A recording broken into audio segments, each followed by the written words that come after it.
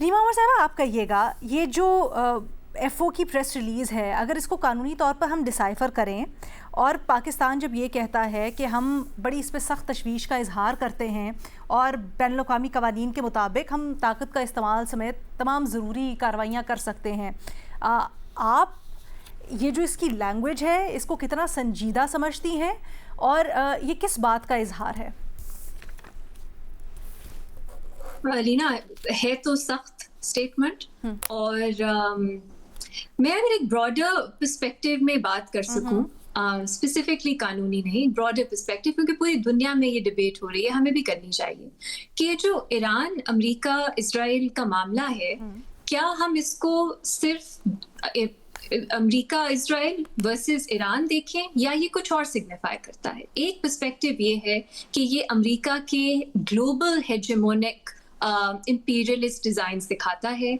आज ईरान है, कल टर्की होगा, उसके बाद पाकिस्तान भी हो सकता है। तो पाकिस्तान को स्ट्रिक्टली ईरान के साथ अलाइन करना चाहिए, क्योंकि आज अगर शॉर्ट टर्म में देखें तो अगर ईरान किसी पाकिस्तानी व्हीकल को भी अटैक करता है तो वो पाकिस्तान की है, तो सॉवरेंटी के खिलाफ, पाकिस्तान की इंटेग्रिटी के खिलाफ। लेकिन अगर आप इसको ब्रॉडर पर्सपेक्टिव में देखें तो it is a lesser evil कि आप ये इग्नोर कर लें अब, क्योंकि आगे जाके आपको ईरान के साथ ही अलाइन करना है, क्योंकि इस वक्त यूएस, इजराइल या वेस्ट वर्सेस द रेस्ट की बात है। और क्योंकि पाकिस्तान एक अहमियत रखता है, एक न्यूक्लियर ताकत है, कल को ये जंग हमारी टेरिटरी में भी आ सकती है। तो ईरान की इस तरह की जो ट्रांसग्रेशंस हैं, अग्रेशन है, उसको इग्नोर किया जाए, फर्मली ईरान की साइड पे खड़ा हुआ जाए। दूसरा पॉइंट ऑफ व्यू ये है कि पाकिस्तान को इस वक्त देखना है कि उसका इंटरेस्ट शॉर्ट टर्म में किसमें है। वो व्यू शायद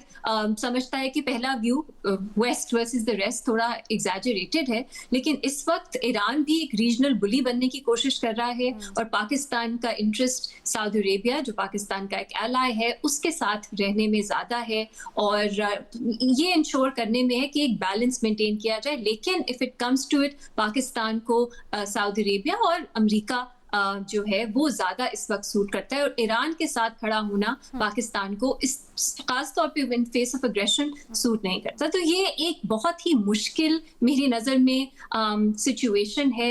एक पिवट जो रियासत को किस तरफ करना चाहिए, ये बहुत मुश्किल एक सवाल है, क्योंकि मुझे दोनों पॉइंट्स ऑफ व्यू में वजन नजर आता है। और अभी जो आपने बात की पाकिस्तान का, ये कहना क्या ये स्टेटमेंट की हद तक ही है, फिर तो इट मेक सेंस, लेकिन क्या पाकिस्तान रिएक्ट भी करेगा? क्या पाकिस्तान ये अफोर्ड कर सकता है कि वो अभी तो एक उसने बैलेंस पोजीशन रखी हुई है, मीडिएशन कर रहा है, बहुत उसको अप्रिशिएट भी किया जा रहा है ईरान में भी, दुनिया भर में भी, लेकिन ये कब तक मेंटेन कर सकेगा पाकिस्तान? ये बहुत बड़ा सवाल है। सो मेरे लिए इस वक्त दैट्स द क्वेश्चन कि स्टेटमेंट की हद तक तो इट मेक्स सेंस, सख्त स्टेटमेंट है, लेकिन ये क्या एक्शन में भी ट्रांसलेट करेगा अगर ईरान अपना रवैया नहीं बदलता?